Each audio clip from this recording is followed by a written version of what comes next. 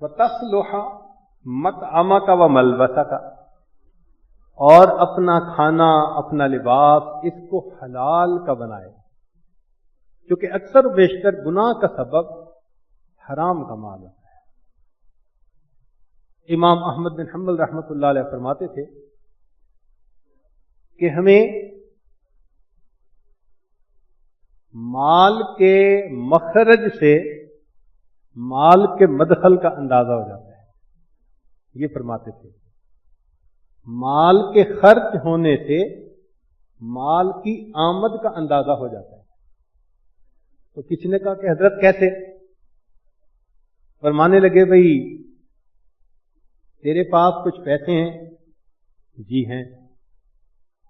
فرمایا لے جاؤ اور شہر میں جو تمہیں سب سے زیادہ مستحق نظر آئے اس کو دو، مگر ذرا پیچھے پیچھے رہنا، دیکھنا وہ خرچ کہاں کرتا ہے۔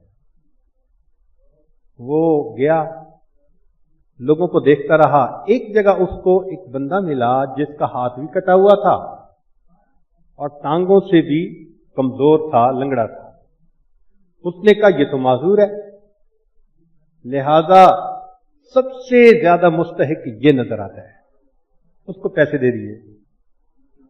مگر پھر پیچھے لگا تو دیکھا کہ کچھ دیر کے بعد وہ ایک دکان میں گیا،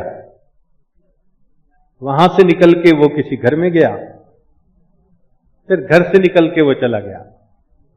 اب جب اس نے معاملے کی تحقیق کی تو جس دکان میں وہ داخل ہوا تھا وہاں نشے کی چیزیں بکتی تھیں، تو اس مانگنے والے نے پہلے نشے کی چیز خریدی اور پھر جس گھر میں داخل ہوا وہاں ایک بدکار عورت رہتی تھی،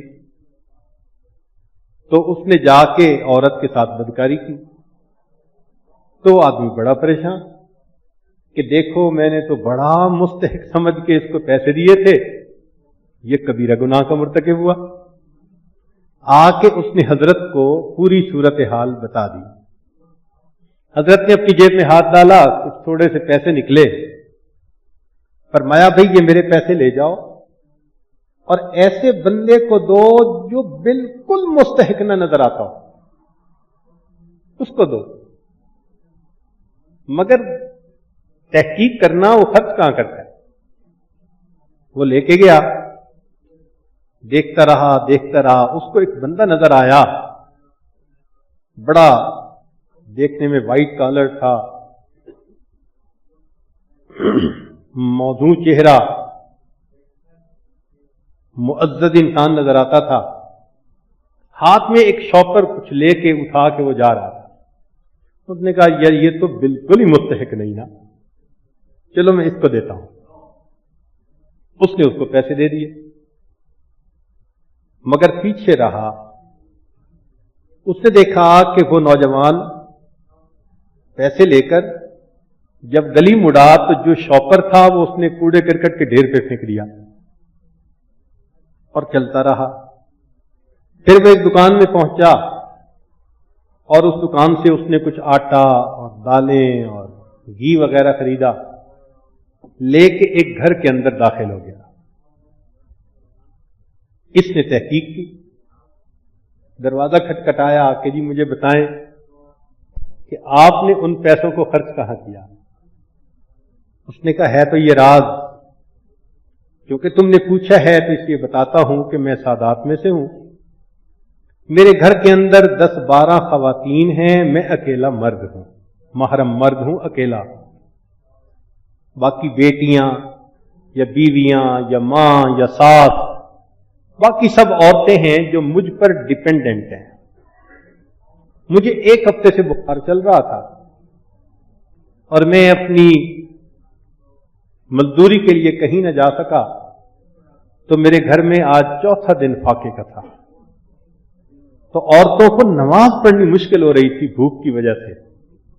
میں کسی کے سامنے سوال کر نہیں سکتا تھا۔ میں اللہ توکل باہر نکلا تو مجھے ایک جگہ مردہ بکری ملی، تو میں نے سوچا کہ جب 4 دن کا فاقہ ہو جائے تو پھر تو حرام کھانا بھی جائز ہو جاتا ہے، تو میں نے اس کا کچھ گوشت کاٹا کہ لا کے عورتوں کو دیتا ہوں۔ اور وہ میں نے تھیلے میں ڈال لیا، لیکن میں گھر کی طرف جا رہا تھا، تم راستے میں مل گئے۔ اب جب آپ نے مجھے پیسے دیے تو وہ گوشت میرے لیے حرام ہو چکا تھا، میں نے اس کو دوبارہ کوڑا کرکٹ کے ڈھیر پہ پھینک دیا، دکان پہ گیا اور وہاں سے جا کے میں نے آٹا، گھی اور یہ چیزیں خریدیں اور گھر آ کر دیں۔ تمہارے پیسے سے سادات گھرانے کے 5 دن کے بھوکے لوگوں نے آج افطاری کی ہے۔ تو امام احمد بن حنبل رحمۃ اللہ علیہ نے فرمایا، دیکھو جیسا پیسہ ہوتا ہے ویسے کاموں پہ لگتا ہے، جو مشتبہ مال ہوگا وہ حرام کاموں پہ لگے گا، جو حلال ہوگا وہ نیک کاموں پر لگے گا۔